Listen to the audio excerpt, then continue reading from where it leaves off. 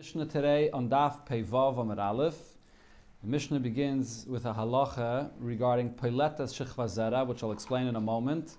And straight from this Mishnah, we are going to go into the whole sugya of Matan Torah. Shkacha Pratis, the day after Shavuos, in the Yemei Tashlumin of Matan Torah, we're going to be learning the sugya of Matan Torah, which will be for the next 3 blat or so. Let's see. Zok the Mishnah, Minayin lepeiletes shechva zera. So what this refers to is shechva zera is semen, the zera that is expelled from a woman's body after relations with her husband. So this shechva zera is metame. It causes tumah if you touch it. So this shechva zera, only as long as it's viable, as long as it is able to cause a woman to conceive and give birth, could it cause tumah. But after a certain period of time, as we'll see in the Gemara, there's an argument exactly how long, but after a certain period of time, in the Mishnah here it says, on the 3rd day, if a woman expels shechva zera from her body after the 3rd day, then it does not cause any tumah, because the zera is not viable anymore, and then there's no source of tumah. That's what the Mishnah here is saying. So the Mishnah is looking for the source of this. This was B'chlal, all the Mishnayos in this Peirik. It's bringing sources for various different halachas that are not necessarily related with each other. So again, minayin lepeleta shechva zera. From where do I know a woman that expels the zera from her body after a relation with her husband? Bayoyim hashlishi, on the 3rd day from their relation. Shetehei tameya, that's the maximum amount of time that it would still be tameh. But after that, after the 3rd day, it will not be tameh. Because by Matan Torah it says that the Yidden should separate from their wives for 3 days, and on the 3rd day, then you'll be ready for Matan Torah. What was the purpose for this? So as we'll see in the Gemara, the point is that the Eibishter did not want that the women should be pilot, should expel shechva zera and be tamei, and then they won't be pure to be makabel the Torah. So therefore, the Eibishter said to separate 3 days. For what purpose? So that the women should be tied when it comes to Matan Torah. For the men, it wasn't necessary, because if a man has a relation with his wife, so then he goes to the mikveh right after, and he's tahid, and he's able to go be makabel the Torah. But for a woman, if she goes to the mikveh right after, and then she expels the shechva zera from her body, so then that will cause it to become tameh, and that's up until 3 days. So therefore, the Eibishter says separate for 3 days, and then she can go to the mikveh. And then, even if she does expel any shechva zera following that, she will not become tameh. So then they will be ready to be makabel Torah on time. The next halacha, and according to what Rashi said in the beginning of the Peirik, it's this halacha that's brought right over here, which is the reason why this whole Peirik is brought here in Masechta Shabbos, because amongst all of these questions, minayin, from where do we know, you have this halacha, which is actually a halacha that's negayah to Shabbos. Minayin shemarchitzen es hamile bayoyim hashlishi shechalias b'Shabbos. How do you know that a baby that has the bris on a Thursday and the 3rd day is on Shabbos, that you're allowed to bathe the baby in hot water on Shabbos? That because on the 3rd day there's a particular sakana for the mila that it has to be bathed on Shabbos, including even on Shabbos with hot water. Because it says in the pasuk, "Vayihi bayoyim hashlishi b'hiyoisam kayevim." On the 3rd day, and they were all hurting; they were all in pain, suffering. This is in the story of Shechem, when Shimon and Levi came to the city of Shechem. First, they told them to make a bris, and then on the 3rd day, when they were in pain, then they came and they killed all the people of the city. So we see that particularly on the 3rd day is when there's kayevim, there's more of a pain from the bris. And the same is also true regarding a baby, that on the 3rd day it's necessary to wash the baby, to bathe the baby, even with hot water on Shabbos. 3rd halacha, minayin shekoishin loshen shel zahiris b'roish soira mishtaleach. So in the Beis HaMikdash, in the Avodah on Yom Kippur, there was the soir, the goat that was sent off to Har Hazazel and thrown off the mountain, and they tied a red thread to its horn. So from where do we know that they tie this red thread to its head on Yom Kippur? Shenemar, the pasuk says, "Im yiyu chataeichem kashonim kashelag yalbinu." Your avedas will be red, and they will turn white like snow. As we know, what happened then was they tied one to the head of the soir, one in the Beis HaMikdash, and then when they threw it down the mountain, it turned white. Fourth halacha, minayin l'sicha shehikishtiye b'yom kippurim. How do I know if a person is using any ointment to apply on his body a Yom Kippur, so that's compared to drinking a Yom Kippur, which is not allowed? You have to afflict yourself and not eat and drink on Yom Kippur, and the same is also true that you're not allowed to apply any ointment to your body or anything else that you are smearing on your body. Although we don't have a proof for this, but there is something that brings us a zeicher, a remes to this. Shenemar, it says in the pasuk, like water that enters into the body, and like oil that's used to as an ointment to apply to the bones. So we see that this pasuk is comparing drinking to oil that's applied to the person's body.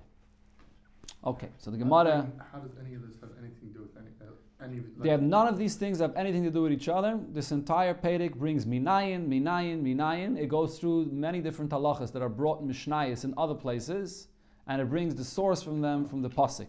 But there's no connection. We learned about Kilayim yesterday and about Avodah Zarah before, and now we're going to learn about Piletas Shechva Zera and about Matan Torah. There's no connection whatsoever as far as the theme or the subject is concerned. Zakte Gemara, Reisha, the Loik Rabbi Elazar ben Azariah, the Reisha of our Mishnah does not follow the opinion of Rabbi Elazar ben Azariah. And the reason for this is, as the Gemara is going to quote soon, according to Rabbi Elazar ben Azariah, once the woman has the Shechva Zera on her body for 2 days and she expels it out on the second day, it's not going to be metame anymore. You don't have to wait till the third day. So the Reisha of the Mishnah that says Bayem Ashlishi is not following the opinion of Rabbi Elazar ben Azariah. Dik Rabbi Elazar ben Azariah, if it's according to Rabbi Elazar ben Azariah, Tahira Shamanale. We know that he holds that on the third day when the woman expels Shechva Zera, it's Tahir. Okay? And then sorry, I skipped something. Let me go back. So the Reisha is not like Rabbi Elazar ben Azariah, and Seifik Rabbi Elazar ben Azariah. The second part of the Mishnah is Rabbi Elazar ben Azariah. So as Rashi quotes, the second part of the Mishnah, the Gemara is saying here, refers to the halacha that the Mishnah says that by a milah, you're allowed to wash the baby on the third day of the bris milah. This is Rabbi Elazar ben Azariah's opinion. Later in the Perek of Rabbi Eliezer, which discusses these halachas, as we'll see over there. So that halacha is Rabbi Elazar ben Azariah. The Reisha of the Mishnah is not Rabbi Elazar ben Azariah. So what's going on over here? The Rabbi Elazar ben Azariah, Tahira Shamanale, Rabbi Elazar ben Azariah says that the woman on the third day, if she expels Shechva Zera, is Tahir. So the Gemara explains as follows. Man Doloi Maiki Kitanoi, the one that does not want our Mishnah to be two different Tanoim, Tana Reisha Tahira. So he has a different version in our Mishnah. When it says in the Mishnah that on the third day it was Tameh, he takes out the word Tameya. It's supposed to say Tahira there. Vayayim Ashlishi Shetahei Tahira, like the opinion of Rabbi Elazar ben Azariah. So the whole Mishnah is Rabbi Elazar ben Azariah. And then Umaikel Alakulak Rabbi Elazar ben Azariah. The whole Mishnah is Rabbi Elazar ben Azariah. Man, the Maiki Ketanoi, and the one that says that the Mishnah here is quoting two different halachas according to two different Tanoim, Reisha Rabbanon. The Reisha is following the opinion of the Rabbanon, and we're bringing a source from a pasuk to Rabbanon's opinion, the Seife Rabbi Elazar ben Azariah. And the Seife of the Mishnah is following the opinion of Rabbi Elazar ben Azariah. Okay, so we have two different ways how to learn this Mishnah. Is the Reisha, do you have to be guided in the Reisha Tameya or Tahira? Now the Gemara is going to bring the source of this machlokes where you find an argument regarding how long does the Shechva Zera that's in the body of a woman remain viable to become Tameh if it's expelled from her body. Tana Rabbanon, we learned in Abraisa, Piletes Shechva Zera. The Shechva Zera that was expelled from the body of a woman by Yoim Ashlishi Tahira. On the third day, she will be Tahir. Shechva Zera cannot cause any tum anymore. Divrei Rabbi Elazar ben Azariah. This is the opinion of Rabbi Elazar ben Azariah. So this is the source where we see not like what it said in the Girsa of our Mishnah that on the third day she's still tamei. Rabbi Shmuel says no, this is not the case. Pamim shein dalid einis. So now here the Gemara uses the term einis. So in Hilchas Nida we know the term of eina means a 12-hour period. The day is one aina, the night time is another aina. So he says sometimes a woman that's peilat shichva zera, so it can be 4 ainis, pamim sheim hein hey ainis. Sometimes it's 5 ainis, pamim sheim vav ainis, and sometimes it is 6 ainis, 6 periods. If you combine the day and the night, so it can be anywhere between 4 to 6 ainis, and then when it comes following that, she will become tahir. Okay, so what's the pshat in this?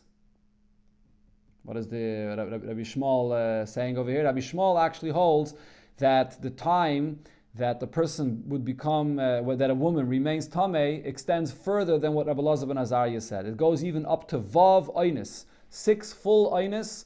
When would she be tahir? 6 einis is 3 days, 3 full days. Only on the fourth day would she become tahir. Okay, according to Rabbi Elazar ben Azariah, when he says minayin lepeleta shichva zera bayom hashlishi shetehei tameya, so Rabbi Elazar ben Azariah's opinion is that if she's peilat shichva zera on the 3rd day, so then she's going to be tamei, right? But Rabbi Shmuel is saying that you have to wait until the following aina, until the following day. Only then will she become tamei, tahir, that is.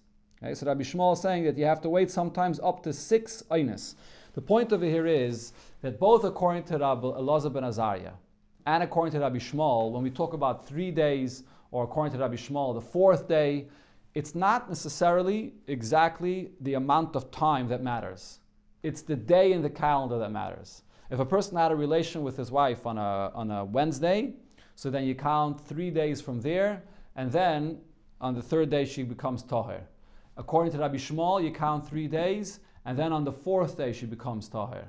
Now, in l'chayri you would ask, it depends on when in the day the relation was.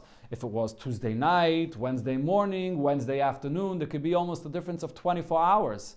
It's not always the same time of the day. So shouldn't it matter when the relation between husband and wife was? Mm-hmm. So the Gemara here is saying, no, that's not the case.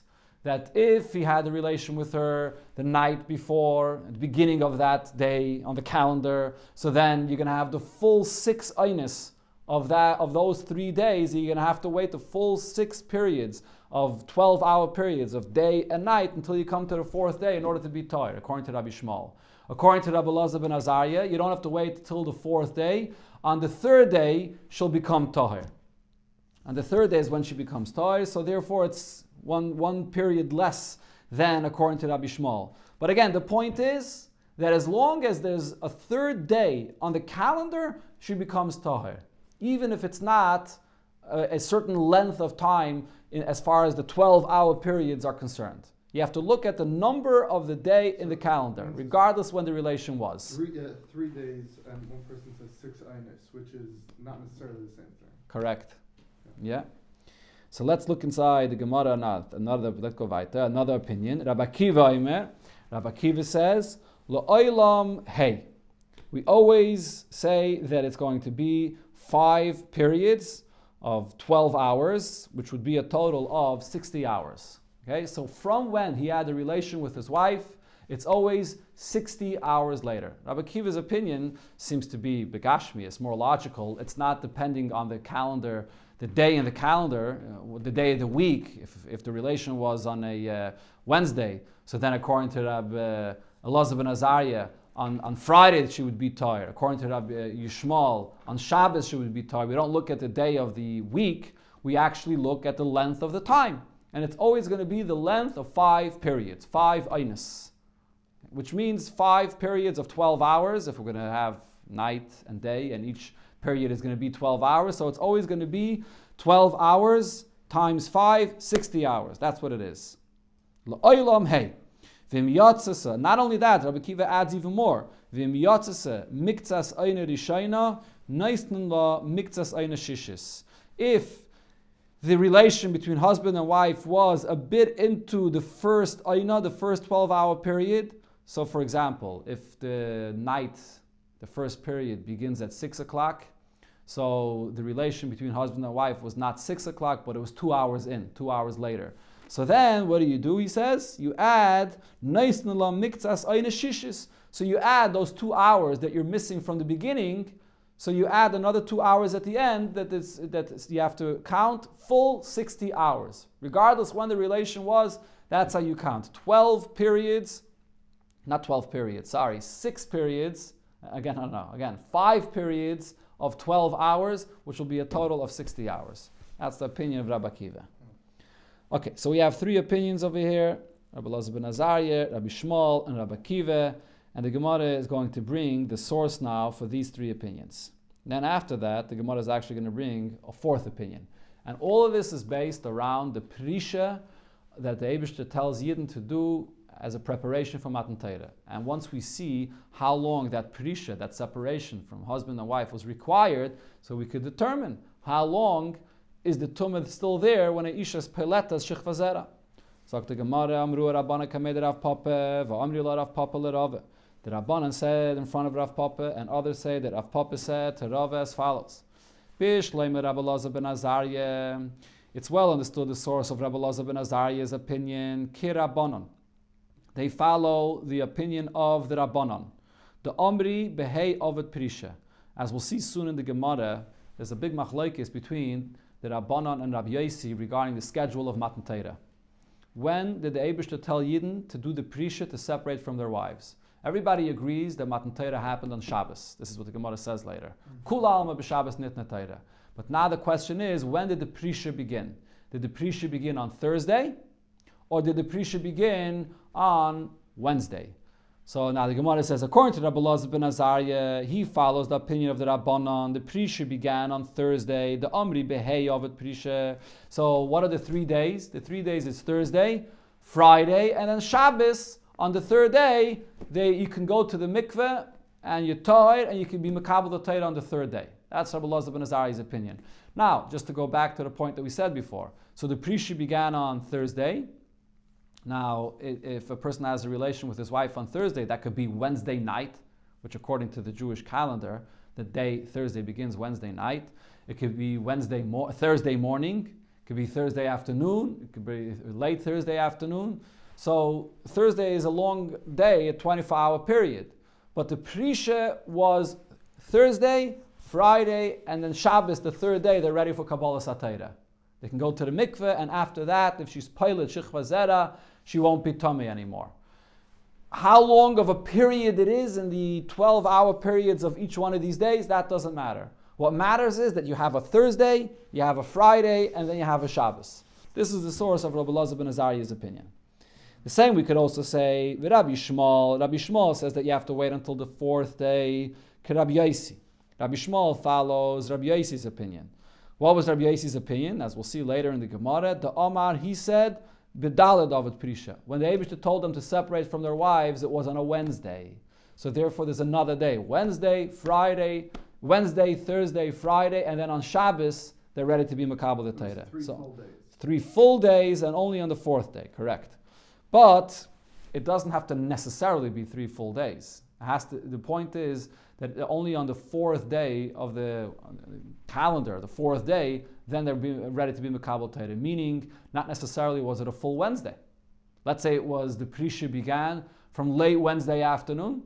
So you have a small part of Wednesday, then you have Thursday, then you have Friday, and then on Shabbos they're ready to be Makabel the Torah. So it doesn't necessarily have to be full 3 days. As Rabbi Shmuel said before, sometimes it'll be full 3 days, which will be a six periods, day and night, or it could be 5 periods, it could be 4 periods, depending on when the Prisha is done. So this is Rabbi Shmuel's opinion. El Rabbi Akiva, but Rabbi Akiva's opinion that says that it has to be always 5 periods of 12 hours, which is a total of 60 hours. Come on, whose opinion does he follow? Where does he take the source of this concept that it has to be 5 full periods? Answers the Gemara, La'olam ke Rabbi Yosi. Rabbi Akiva is following Rabbi Yosi's opinion. And like we see, that Rabbi Ada bar Ava said as follows. Moshe bahashkama Allah. When Moshe Rabbeinu would go up to the mountain to speak to the Eibishter, he went up early in the morning. Ubashkama yorad. And when he came down the mountain, he also came down to speak to Yidden. He would come down early in the morning. Bashkama Allah, he went up early in the morning. The Chesiv, it says in the pasuk, Vayashkem Moshe babayker vayal el Har Sinai. He got up early in the morning and he went up to Har Sinai.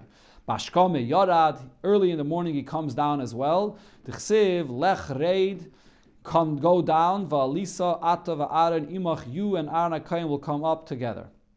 So, because it says this right near each other in the pasuk, we compare them and we say makish aliyah, a yerida, that is la aliyah. We compare Moshe Rabbeinu descending from the mountain and Moshe Rabbeinu going up the mountain. We compare the two. Ma aliyah bashkome, just as when Moshe Rabbeinu went up, it was early in the morning. Af yerida bashkome. So too, when Moshe Rabbeinu comes down, it was early in the morning. So what do we see over here?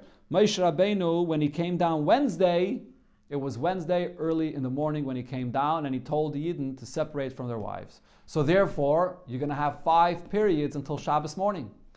You have Wednesday, Thursday, Friday, but you take out Wednesday, the night, the period of the night of Wednesday, so it's only Wednesday day. So you only have 1 period for Wednesday, 2 for Thursday, 2 for Friday, so that's a total of 5 periods that Moshe Rabbeinu had. If it was Wednesday morning, then they might have already lost Wednesday. It might have been too late. It was early in the morning. It was Bashkama, right? It was early enough that you still got Wednesday. Yeah, the period of Wednesday daytime they still had, but not the period of Wednesday night. So therefore you have a total of 5 periods that they needed to separate in order to prepare for Matan Torah. So this is where he got the source of the 5 periods. Sagt the Gemara weiter, La Balela Meimra. Luhu. Why does Moshe Rabbeinu have to tell them early Wednesday morning that they shouldn't have any relation with their wives for Wednesday daytime? For Amar Rav Huna, didn't Rav Huna say, Yisrael Kedoshenein, Yidden are holy, ve'ein mishamshem miteseim bayayim, and they don't have marital relations during the day because of tznius. So it's not necessary to tell them in the morning. He could have waited until that night. Answers the Gemara, but Rava says, if it's a dark room, mutter, then it's allowed in a cave. The Gemara brings another source for this. Rava said, or Rav Papa said, Talmud Chacham, mafel b'talisaya Talmud Chacham can make it dark with a covering of a talis, with a cloak or whatever it is, umutter, and then it's allowed. So we see that there is a heter for having marital relations during the day, and therefore it was necessary for Moshe Rabbeinu to tell them to separate from Wednesday morning. So that's how Rabbi Akiva got the 5 periods, 1 for Wednesday, 2 for Thursday, 2 for Friday, and then they're ready for Matan Torah. That's 5 periods. Frag the Gemara, v'ha tvulei yayim ninu. Aren't they tvulei yayim? Tvulei yayim meaning that they went to the mikveh, and that the next, usually you go to the mikveh, so if you want to be fully, totally tahir, so you have to wait until the next night in order to be completely tahir. Over here, when did they go to the mikveh? They went to the mikveh at night. Friday night is the earliest they were able to go. In order not to, if she's poiled shechva zera after that, she shouldn't become tummy again. So they went to the mikveh Friday night, and then they'll have to wait until the next night, that a day passes, in order not to be tvulei yayim, that they would taivel the mikveh that day. So over here, Yidden were makabel the Torah, the women that went to the mikveh that night, and they were tvulei yayim when they were makabel the Torah. So Abaye bar Ravin, Rav Chanine bar Oven, the Omri Tarvayu, they both said, Nitna Torah letvulei yayim. The Torah was given to the Yidden, although the women were taket tvulei yayim, they taveled on that day. Nevertheless, they are tahir, and the Torah was given to them. Even though the Torah is not 100% complete, to be able to eat truma for certain things, if you're a tvul yayim, the truma is the tara that is not 100% complete. But the Torah was given to these women, even though they were tvulei yayim. Yosef Mereima was sitting, and he said he repeated this thing over here, that the women were tvulei yayim when they were makabel the Torah. Ravina said to Mereima, Nitna ka'amris. Were they stating a fact? Are you saying that this is actually the way it happened? That the Torah was given to the women that taveled the night, Friday night, and they were actually tvulei yayim? Is that what happened? Or you're saying that this could have happened. The women could have gone to the mikveh on Friday night, and then they would be tvulei yayim because they didn't wait till the next night to be totally tahir. Could have happened that way, but it didn't actually happen that way. As Rashi explained, what could have actually happened is they went to the mikveh earlier on Friday before Shkia, and then as soon as it becomes Shkia, as soon as the sun comes down on Friday night, so then they're tired completely. They're not fully yom anymore. They actually went to the mikveh earlier, and nobody expelled any shechva zera following that, so they were totally tired. It could have happened this way, that they would have been tefullayim, but they were not. Amalei, so he answered, Ru'uya kamina. All I was saying was that it could have happened that they would have been tefullayim, but they weren't actually tefullayim. Okay? So, yeah, that's the way Rashi explains this. In other words, on one hand, the Eibusher wanted to give the Torah to the Yidden as quick as possible. So he's not going to wait that extra day until they're going to be completely tired. As long as they went to the mikveh, he's going to give them the Torah, even if they were theoretically still able to be tefullayim. But B'Payil, the Eibusher made a nest that all the women that went to the mikveh Friday before it was night, and then it became night, and they were not tefullayim anymore, none of them were pilot any shechva zera following that, and therefore they were makabel the Torah completely with the highest level of Tara. Sagt the Gemara weiter, fragt the Gemara. Why did the Eibusher just do it a day earlier? Okay, we'll see the schedule. The Gemara later will say more exactly the schedule. The machlekes of Rabbanan and Rabbi Yossi, we'll see. Fragt the Gemara. Now the Gemara returns to the opinion of Rabbi Akiva, and especially based on what we just said, that the Yidden being tefullayim is not an issue. The Eibusher would give the Yidden the Torah if they toiveled on that day, even before Tzeisa Kechavim of the following day. So in other words, they toiveled on Friday night, you would not have to wait until the Tzeisa Kechavim of the following night. If so, fragt the Gemara, v'litvelu beinei shimshi, v'lekabla Torah beinei shimshi. Why wouldn't the Yidden, according to Rabbi Akiva's opinion, this is the way Rashi explains the Gemara. The Gemara is asking this question on Rabbi Akiva.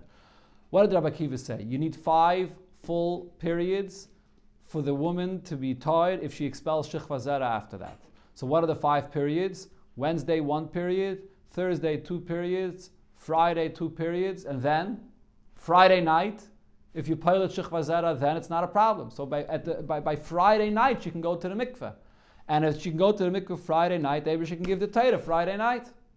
You have 5 periods. So if so, v'litvli beinei shimshi, v'lekabla Torah beinei shimshi. They should go to the mikveh Friday night, which the Gemara calls beinei shimshi, at the time of Bein Hashmashis, when Shabbos begins. That's the way the Gemara refers to it. But over here it really means at night. You have to wait until nighttime. Let her go to the mikveh then. And let the Eibusher give the Torah then. Why wait an extra 12 hours? If we see the Eibusher wanted to give the Torah as soon as it's possible that the Yidden are tired, even if they're still at full yom, so why not give the Torah Friday night? Rabbi Yitzchak answers, there's a pasuk where it says, Loi meirosh b'seisa dibarti. I did not at the beginning speak from a place of hiding, place of darkness. The Eibusher didn't want to give the Torah when it's dark, as if it's something that's being done in hiding. Wanted it to be in the morning, bright and clear for everyone to hear and see, and so on. Fragt the Gemara, but the question still remains. The litvelu b'tzafre de Shabbat. They can go to the mikveh Shabbos morning, v'lekabla Torah b'tzafre de Shabbat, and then they're going to receive the Torah on Shabbos morning. So the question now is, why did Moshe Rabbeinu have to come down Wednesday morning, first thing in the morning, and tell them to separate from their wives, to have 5 periods of 12 hours to separate? If anyways, the Eibusher is not giving the Torah Friday night. The Eibusher is giving the Torah Shabbos morning, so you don't need the 12-hour period of Wednesday. You have Thursday, Friday, 4 12-hour periods for Thursday and Friday, and Friday night. So that's the full 5 periods that you need. Why do we need Wednesday daytime? Anyways, the Eibusher is not giving the Torah at night. Rabbi Yitzchak, so Rabbi Yitzchak says, Shelo yehei halalo hailchen lekabel Torah. You're going to have Shabbos morning. So there are those Yidden that are waking up in the morning and they're going to Har Sinai and they're ready to be makabel the Torah. V'halalo hailchen letvila. And then there are these women that still have to go be toivel and they're not ready. They have to go be toivel. So the Eibusher didn't want this to happen. That on Friday morning, on Friday night they went to the mikveh. Shabbos morning, everybody wakes up together and everyone's going together to be makabel the Torah. Rab Chia said the name of Rabbi Yochanan, Zu Divri Rabbi Shmuel v'Rabbi Akiva. This is the opinion of Rabbi Shmuel and Rabbi Akiva. So we had over here Rabbi Shmuel, Rabbi Kiva, and actually we had another opinion before, Rabbi Elazar ben Azariah. Chachamim say, Sheish Einis Shleimis B'inan. You do need 6 full periods in order to be ready to be Makabel the Torah. Only after 6 full periods, if you expel Shechva Zera, if a woman expels Shechva Zera, will it not be Tameh. In other words, the Chachamim don't hold of the answer that we just gave, that we don't have to, the Eibusher didn't want to wait until Shabbos morning. Again, the Eibusher did not want to give the Torah Friday night in order for the Yidden in the morning to be ready to be Makabel the Torah. They shouldn't have to go to the mikveh. But the Chachamim say, no. Look at the way it actually happened. You had 6 full periods. From Wednesday morning until Shabbos morning, you have 6 full periods. And therefore, we see from here that if not for these 6 full periods, the Yidden would not be able to be Makabel the Torah. So what actually happened, according to the Chachamim, is Shabbos morning, there were women that still were going to the mikveh at the end of the 6 full periods, and there were others that were already going to be Makabel the Torah, but they had to still go to the mikveh. Still, it was 6 full periods you need. Sagt the Gemara weiter, Omar Rav Chisda said, Machloikis, this whole argument over here about the tumah that comes from the Shechva Zera, shepirsha mina isha. It's when it's expelled from the woman's body. Aval pirsha mina ish, but the Shechva Zera that comes out of a man's body, Tumeya, and if it comes out of a man's body and it's on a garment, Tumeya, it remains Tome, it's able to be Metame, Kolzman Shi'alacha, as long as it's still moist. There's no particular time period for this. It can be more than 3 days, more than 6 days, however long it is, as long as it's still moist, it causes Tuma. Masav Rav Sheishes, Rav Sheishes asked them this. It says in the pasuk, V'chol beged, v'chol oir, ashiyah, olav shechva zera, a garment, a piece of leather that has a shechva zera on it, it causes Tuma. And we learn out, prat l'shechva zera she'isrucha. This excludes the shechva zera once it spoils. Then it's not viable anymore, and it doesn't cause any tumah. My love, shepirsha mina ish. Don't you think that this braisa is talking about shechva zera that comes from the body of a man, and nevertheless we say that it also sort of has an expiration date for its tumah. That after it's masriach, after it spoils, it's not viable anymore. It's not a source for tumah. And says the Gemara, loy shepirsha mina isha. That pasuk is talking about the shechva zera that was expelled from the body of a woman, and there you have the various different times that we mentioned before, that after that point it's not a source of tumah. But if it comes out of a man's body, there's no time period. As long as it's lacha, as long as it's moist, it causes tumah. Boy, Rav Papa asked the following question: Shichva zera shel Yisrael, the shichva zera of a yid, b'mei nochris, that's in the body of a goy. So now the question is, it's expelled from the body of a goy. Mahu, what's the halacha? How do we apply the same time frame that we applied in the case of the shechva zera that's expelled of the body of a woman, that it has to be viable in order to be a source of tumah? We have the time periods that we had for that. Do we apply the same thing also to the shechva zera that's expelled from the body of a woman? Do I say, a very interesting svara the Gemara says, Yisrael de igi b'mitzvahs, Yidden that are concerned and are preoccupied with fulfilling mitzvahs, Chavul gufayu, their bodies are weaker, or their bodies are hot, more excited and more hot, and therefore it causes the shechva zera to be spoiled and to be not viable anymore quicker. Not mashenkim by goyim, it doesn't spoil as quick. Oidilme, or perhaps kivin, I missed the akum deloidi igi b'mitzvahs, goyim that do not have the concern and are not faryokt to fulfill mitzvahs, loy. So their bodies are not as hot, and therefore it doesn't spoil in their bodies as quick. Or perhaps kivin the achlin shkotzim v'remasim, because they eat shkotzim v'remasim, they eat all these things that are tamei and not kosher. Chavul gufayu, this does weaken and heat up their body as well, and therefore the shechva zera spoils in their body just as quick as it does by a yid, for a different reason. By a yid, it's because he's concerned with fulfilling mitzvahs, and that causes the heat in his body. And by a guy, it's because they eat the shkotzim v'remashim. That's the question here. Sagt the Gemara weiter. Oy dilme. V'intim tzulaymar. Or now we can take this ibaya to the next step. If you're gonna say kivin the achli shkotzim v'remashim chavul gafayu, by goyim, since they eat these shkatzim and ramashim, it causes their bodies to be hot enough to cause the spoilage of the shikva zera. B'mei behema mahu. What if it's in the body of an animal? What would be the halacha? Isha, the isla proizder masreches, a woman that has a proizder. Proizder literally means a hallway, but it means that the shikva zera enters deeper into the woman's body, and over there it's sort of sealed, closed, tight, and there's no air that enters there, and therefore it's hotter. It's tighter, and therefore it's masreches, it spoils. Avo behema, the less lahu proizder, in the body of an animal that does not have this proizder, does not have this place of entry where it remains sealed there, so it's more exposed to the air, so therefore it will not spoil as quickly. Oidil meloishna, or perhaps it doesn't matter, even in the body of an animal it'll spoil just as quickly. Teiku, the Gemara doesn't resolve these two ibayas. Okay, till here for the Gemara for today. Tomorrow, the Gemara will actually bring the machlokes of Rabbanan and Rabbi Yosi that the Gemara mentioned here today. Exactly the schedule of Matan Torah, then the Gemara will go into the whole sugya of Matan Torah. This is